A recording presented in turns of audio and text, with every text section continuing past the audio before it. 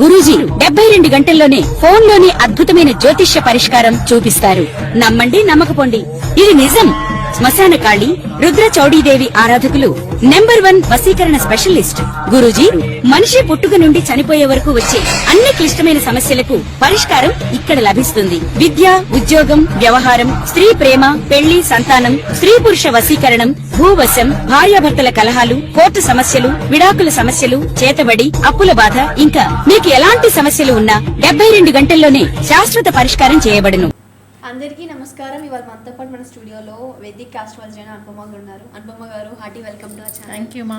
చాలా రోజుల తర్వాత మళ్ళీ ఇలా డ్యూయల్లో షూట్ చేస్తున్నాం. అవును. And being very very happy to share the set.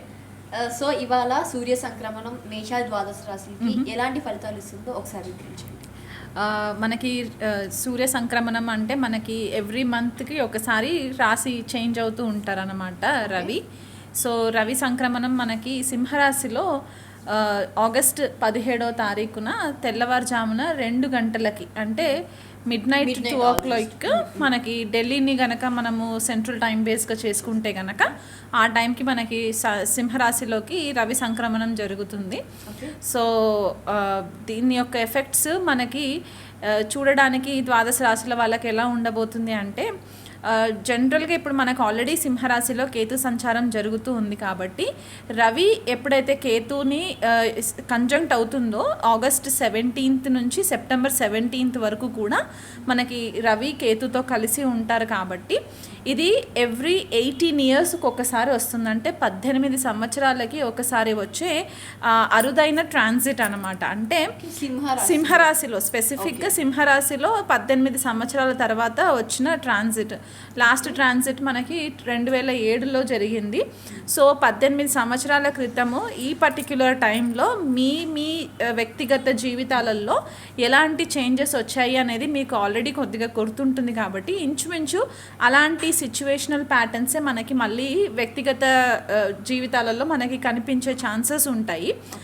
జనరల్గా మనకి భృగునంది నాడి ప్రకారము రవికేతువుల యుతిని మనము ధ్వజకీర్తి యోగా అని చెప్పేసేసి చెప్తూ ఉంటాం అన్నమాట. అంటే కేతు అల్టిమేట్గా మనకి ఏం రిప్రజెంట్ చేస్తుందంటే కేతు యొక్క సిగ్నిఫికేషన్స్ ఏంటి అంటే హైయెస్ట్ పీక్ అనమాట.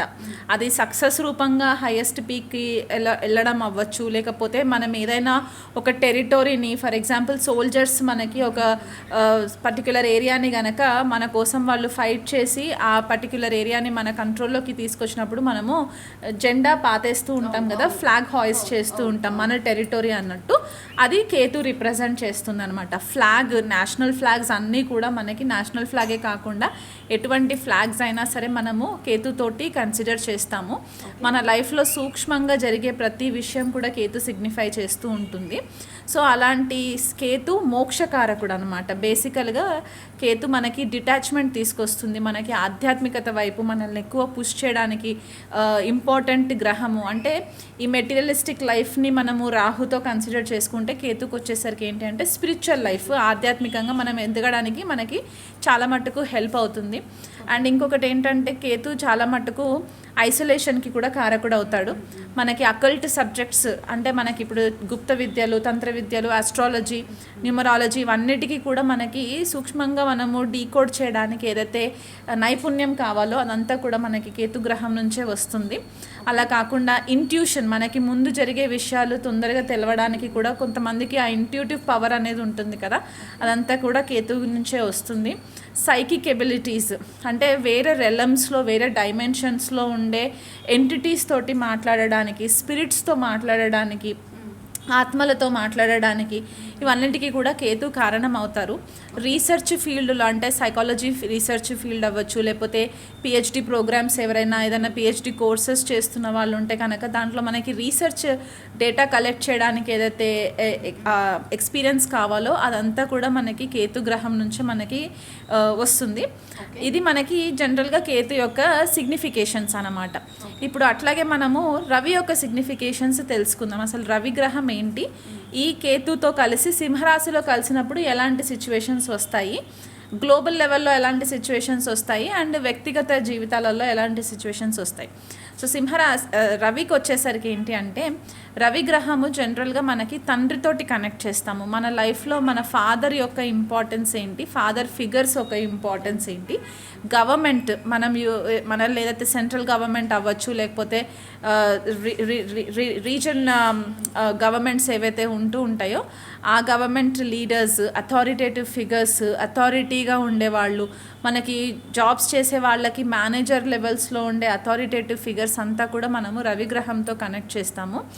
న్యాచురల్గా మనకి నైసర్గిక కాలపురుష కుండలిలో రవి మనకి ఆత్మకారకుడు అవుతాడు. అంటే మనం ఉదయం లేవగానే కనిపించే ప్రత్యక్ష దైవం మనము సూర్యనారాయణ మూర్తిగా చెప్పుకుంటాం కాబట్టి మన యొక్క ఆత్మ నిర్దేశన చేయడానికి కూడా ఇక్కడ రవిగ్రహం చాలా ఇంపార్టెంట్ అవుతుంది. సో అలా కాకుండా మన ఎథిక్స్ ఏంటి, మనం వాల్యూస్ ఏంటి, మనం ఎంత డామినెంట్ నేచర్ తోటి ఉంటాము, మన క్యారెక్టర్ ఎలా ఉంటుంది, మన ఈగో ఎలా ఉంటుంది.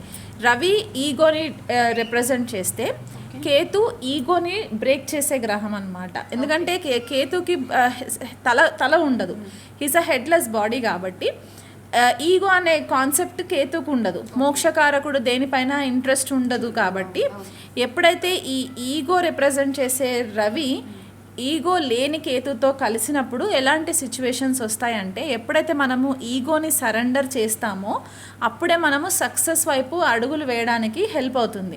అంటే మనం ఎంత ఎదిగినా ఒదిగి ఉండాలి అనేది మనం ఏదైతే చెప్తూ ఉంటామో ఈ కాంబినేషన్ మనకి రిప్రజెంట్ చేస్తుందన్నమాట.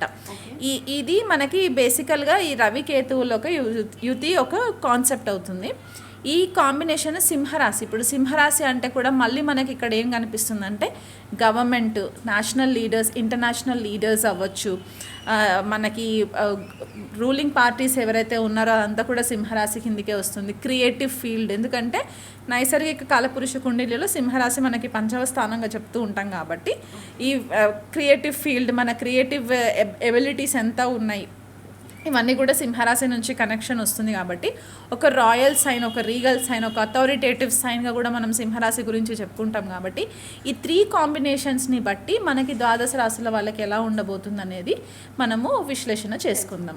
మేడం, ఇప్పుడు వృషభ రాశి వారికి ఈ సూర్య సంక్రమణం ప్లస్ ఈ కేతుతో సదస్సు చెప్పారు, దాని గురించి ఎలాంటి ప్రభావితం చేస్తుందో ఒకసారి వివరించండి.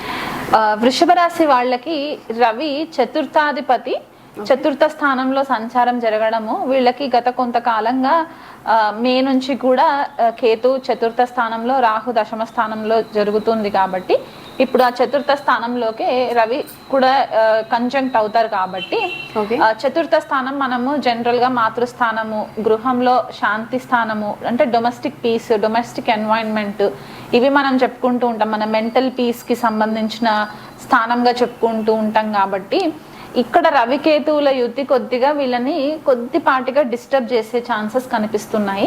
ఎందువల్ల అంటే మనకి కేతు కూడా ఒక అగ్నితత్వ గ్రహంగా చెప్పుకుంటూ ఉంటాము, అండ్ రవి కూడా అగ్నితత్వ గ్రహం. ఇప్పుడు 2 హై డామినెంట్ అగ్నితత్వమైన గ్రహాలని మనము మన ఇంట్లో తీసుకొచ్చి పెట్టుకుంటే హై ఫైర్ ఎనర్జీ మనకి ఎలాగైతే ఇబ్బంది క్రియేట్ చేసి వేడి ఉత్పన్నం చేస్తూ ఉంటుందో, ఇక్కడ కొద్దిపాటిగా వీళ్ళకి కూడా ఇంచుమించు అలాంటి సిచ్యువేషన్ అరైజ్ అవ్వడానికి కూడా మనకి ఛాన్సెస్ కనిపిస్తున్నాయి. రవికేతు చతుర్థ స్థానంలో. తల్లి యొక్క ఆరోగ్యం పట్ల శ్రద్ధ వహించండి. ఆవిడకి మెంటల్ స్ట్రెస్ ఎక్కువ క్రియేట్ అయ్యే ఛాన్సెస్ కనిపిస్తుంటాయి. అంటే మీరు ఎక్కువ మట్టుకు ఫోకస్ అంతా కూడా మీ కెరియర్ పైన పెట్టడం వల్ల, ఇక్కడ రాహు దశమ స్థానంలో ఉంటారు కాబట్టి కెరియర్ పైన ఫోకస్ పెట్టడం వల్ల ఈ గృహానికి సంబంధించి, మాతృస్థానానికి సంబంధించి మీరు కొద్దిగా నెగ్లిజెన్సీ అనేది కనిపిస్తూ ఉంటుంది. కాబట్టి ఈ టైంలో కొద్దిపాటిగా తల్లితోటి మిస్అండర్స్టాండింగ్స్ జరిగే ఛాన్సెస్ ఉన్నాయి, లేదా తల్లికి ఇతర కారణాల వల్ల మెంటల్ స్ట్రెస్ అయ్యే ఛాన్సెస్ ఉంటాయి. ఒకవేళ దీర్ఘకాలికమైన హెల్త్ ఇష్యూస్ ఏవైనా మదర్కి ఉంటే కనుక అవి కూడా కొద్దిగా ఇప్పుడు ఎక్స్పాండ్ అయ్యే ఛాన్సెస్ కనిపిస్తున్నాయి. లేదా మీకే హెల్త్ విషయంలోకి వచ్చేసరికి అసిడిటీ ప్రాబ్లమ్స్, లేకపోతే మనకి హార్ట్ కి సంబంధించి సడన్ గా ప్రాబ్లమ్స్ రావడము, అంటే హార్ట్ పాల్పిటేషన్స్ అట్లా మనం చెప్తూ ఉంటాం కదా, సడన్ గా అవి రావడం అనేది కొద్దిగా కనిపిస్తూ ఉంటుంది. కోపం ఎక్కువ అయ్యే ఛాన్సెస్ కనిపిస్తున్నాయి. కాబట్టి కొద్దిగా కేర్ తీసుకోండి. ఇలాంటి టైంలో మీరు గృహ వాతావరణంలో కూడా కొద్దిపాటిగా రెగ్యులర్గా అంటే మీరు ఏం చేస్తారంటే సడన్గా మీకు ఈ ఫ్రస్ట్రేషన్స్ అన్నీ కూడా ఒక కొంతకాలంగా వచ్చిన ఫ్రస్ట్రేషన్స్ ఎక్కడో ఒక దగ్గర చెక్ పెట్టాలి అనే ఒక ఆలోచన వచ్చినప్పుడు మీరు ఏం చేస్తారంటే మీ ఇంటి వాతావరణాన్ని ఒక మెడిటేటివ్ స్పాట్ లాగా కూడా క్రియేట్ చేసుకునే ఛాన్సెస్ కూడా వృషభ రాశి వాళ్ళు ప్లాన్ చేసుకోవడానికి కూడా మనకి కాంబినేషన్ కనిపిస్తూ ఉంది. కాబట్టి మీరు ఇంట్లోనే ఒక స్పేస్ క్రియేట్ చేసుకోవడానికి ఆస్కారం ఉంది. ఒక మెడిటేటివ్ స్పేస్ లేకపోతే యోగా రెగ్యులర్గా చేసుకోవడానికి ఒక స్పేస్ మీరు క్రియేట్ చేసుకొని ఆ హోమ్ ఎన్వైరన్మెంట్ని వీలైనంత మట్టుకు పీస్ఫుల్గా అరేంజ్ చేసుకోవడానికి కూడా కనిపిస్తూ ఉంది. ఇంట్లో వీలైనంత మట్టుకు ఒకసారి ఈ నెలలో కుదిరితే మీకు అనుకూలమైన రోజు చూసుకొని ఇంట్లో ఏదైనా ఒక చిన్నపాటి హోమం చేయించుకోవడం వల్ల కూడా మీకు ఇది కొద్దిగా ఎనర్జీస్ అన్ని కూడా బ్యాలెన్స్ అవ్వడానికి ఛాన్సెస్ ఉంటాయి. ఎందుకు స్పెసిఫిక్గా వృషభ రాశి వాళ్ళకి హోమం అని చెప్తున్నానంటే అగ్నితత్వ గ్రహాలు చతుర్థ స్థానంలో ఉన్నప్పుడు ఇంట్లో హోమం చేయించుకోవడం వల్ల ఆ ఫైర్ ఎనర్జీ అనేది కొద్దిగా బ్యాలెన్స్ అవ్వడానికి ఆస్కారం ఉంది. కాబట్టి హోమం చేసుకునే ప్రయత్నం చేయండి. మీకు ఇంట్లో కుదరట్లేదు అనుకుంటే ఏదైనా దగ్గరలో ఉన్న దేవాలయాన్ని కూడా విజిట్ చేసి చేసుకోవచ్చు. స్పెసిఫిక్గా చతుర్థ స్థానంలో రవికేతువుల యుతి జరుగుతుంది కాబట్టి మీ పితృదేవతల ఆరాధన చేసుకోండి. ఎవరికైనా శ్రాద్ధ కర్మలు చేసే పెండింగ్ ఉంటే కనుక అవి చేయకపోతే కనుక ఈ టైంలో చేసుకునే ప్రయత్నం చేయండి. పిల్లల కోసం ఎవరైనా ప్లానింగ్స్ చేసుకున్నట్లయితే కనుక దాని విషయంలో కూడా కొద్దిగా ఎక్కువ ఇంట్రెస్ట్ తీసుకొని మెడికల్కి సంబంధించిన కొంచెం డబ్బు ఖర్చు అయ్యే ఛాన్సెస్ ఉంటాయి. ఎందుకంటే చతుర్థ స్థానం మనము 12th హౌస్ అవుతుంది. దేనికి పంచమ స్థానానికి 12th హౌస్ అవుతుంది. కాబట్టి ఈ పిల్లల విషయంలో కొద్దిపాటిగా డబ్బు ఖర్చు అయ్యే ఛాన్సెస్ ఉన్నాయి. లేకపోతే ఆల్రెడీ పిల్లలు పుట్టిన వృషభ రాశి వాళ్ళు ఉంటే కనుక వాళ్ళకి హాస్పిటలైజేషన్కో లేకపోతే వాళ్ళకి రెగ్యులర్గా డాక్టర్స్కి విజిట్కో దీనికి మనకి కొద్దిగా డబ్బులు ఖర్చు అయ్యే ఛాన్సెస్ ఉన్నాయి. కాబట్టి ఆ విషయంలో కొద్దిగా కేర్ తీసుకున్నట్లయితే కనుక ఈ రవికేతువుల యుతి మీకు ఆధ్యాత్మిక మార్గంలో ఎదగడానికి ఒక డీప్ స్పిరిచువల్ అవేక్నింగ్ ప్రాసెస్కి కూడా మీకు మంచి మార్గంలోకి తీసుకెళ్ళడానికి హెల్ప్ అవుతుంది. మేడం, ఇప్పుడు ఈ రాశి వాళ్ళు మీరు సూర్య సంక్రమణంతో పాటు ఈ కేతు గురించి కూడా డిస్కస్ చేశారు కాబట్టి ఒకవేళ చార్ట్లో వాళ్ళ అనుగ్రహం పరిపూర్ణంగా పొందాలనుకుంటే ఎలాంటి పరిహారం చేసుకోవచ్చో ఒకసారి వివరించండి. ఫస్ట్ రవికేతువుల సంక్రమణం జరుగుతుంది, యుతి ఏర్పడుతుంది. కాబట్టి సింహరాశిలో వీళ్ళు ఖచ్చితంగా కూడా ఆదిత్య హృదయ పారాయణము వీళ్ళు కుదిరితే ఒకసారి ఉదయము సూర్యోదయం కంటే ముందు సూర్యుడికి అర్ఘ్యం ఇచ్చే టైంలో మనము ఆదిత్య హృదయ పారాయణం చేసుకోవచ్చు.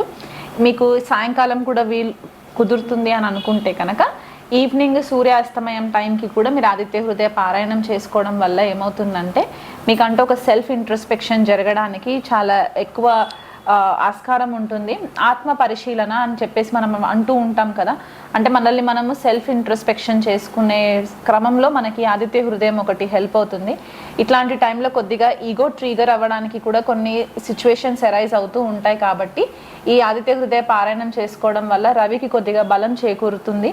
అలాగే కాకుండా ఇప్పుడు మనకి వచ్చేది గణేష్ చతుర్థి కాబట్టి ఈ గణేష్ ఉత్సవాలలో ఏవైతే మనకి 9 రోజులు లేకపోతే 11 రోజులు మనము మండపాలలో వినాయకుడిని కూడా పెడుతూ ఉంటాం. కాబట్టి దగ్గరలో మీకు ఎక్కడైనా సరే మండపాలు ఉంటే కనుక అక్కడ రెగ్యులర్గా అర్చన చేయించుకునే ప్రయత్నం చేయించండి 11 days కూడా. అవి ఏవి కూడా కుదరలేదు, ఏదైనా అబ్రాడ్ కంట్రీస్లో ఉన్నారు అని అనుకుంటే కనుక దగ్గరలో మీకు ఏవైనా టెంపుల్ ఫెసిలిటీస్ ఉంటే కనుక అక్కడ వినాయకుడికి ప్రతి బుధవారం రోజు కూడా మీ పేరు పైన అర్చనలు కనుక మీరు చేయించుకున్నట్లయితే మీకు అది కూడా వెసులుబాటు ఉంటే చేయించుకోండి. అది కూడా మాకు పాసిబిలిటీ లేదు అని అనుకున్న వాళ్ళు, అంటే ఇంకా కొంచెం డెజర్టెడ్ కంట్రీస్లో అసలు హిందూయిజం లేని కంట్రీస్లో ఉన్నట్లు వాళ్ళు ఉంటే కనుక మీరు ఇంట్లోనే వినాయకుడిది అష్టోత్తరం ఉంటుంది కాబట్టి ఆ అష్టోత్తర పారాయణము ఉదయం సాయంత్రం గనక మీరు రెగ్యులర్గా చేసుకోండి. మేము తెలుగు సరిగ్గా చదవలేము అని అనుకునే వాళ్ళు ఉంటే గనక ఓం గం గణపతయే నమః అనే ఒక మంత్రాన్ని 108 సార్లు ఖచ్చితంగా పారాయణం చేసుకుంటూ ఉండండి ఉదయం సాయంత్రము. అలా కాకుండా సూర్య గాయత్రి మంత్రం కూడా మనకి అవైలబిలిటీ ఉంటుంది, మీరు గూగుల్ సెర్చ్ చేసుకున్నట్లయితే మీకు దొరుకుతుంది. అది కూడా మీరు ఒక 108 times చేసుకుంటే కనుక ఇవి రెగ్యులర్గా ఈ నెలంతా కూడా మీరు చేసుకోవడంతో పాటు మీ పితృదేవతలని ఎవరైనా మీ ఫ్యామిలీలో మీ పేరెంట్స్ ఎవరైనా కాలం చేసిన వాళ్ళు ఉన్నా లేకపోతే మీ తాతయ్యలు అమ్మమ్మలు ఎవరైనా కాలం చేసిన వాళ్ళు ఉంటే కనుక వాళ్ళని స్మరించుకోండి. ఎందుకంటే రవికేతువుల యుతి జనరల్గా మనకి యాన్సెస్ట్రల్ కర్మాస్ క్లియర్ చేసుకునే ఒక కాంబినేషన్గా కూడా మనం చెప్పుకుంటూ ఉంటాం. కాబట్టి మీ పితృదేవతలని రెగ్యులర్గా ప్రేయర్స్ చేస్తూ ఉండండి. వాళ్ళకి నైవేద్యం పెట్టవలసిన టైం వచ్చినప్పుడు వాళ్ళకి రెగ్యులర్గా దీపారాధన చేసి నైవేద్యం పెట్టండి. మీ కులదేవత లేకపోతే మీ గ్రామ దేవతని కూడా మీరు మర్చిపోకుండా వాళ్ళని రెగ్యులర్గా ప్రేయర్స్ చేసుకున్నట్లయితే కూడా ఈ నెలంతా కూడా మీకు రవి యొక్క బ్లెస్సింగ్స్, కేతు యొక్క బ్లెస్సింగ్స్ ఖచ్చితంగా మీకు మీ ఫ్యామిలీ పైన ఉండడానికి ఆస్కారం ఎక్కువ కనిపిస్తూ ఉంటుంది. ఓకే.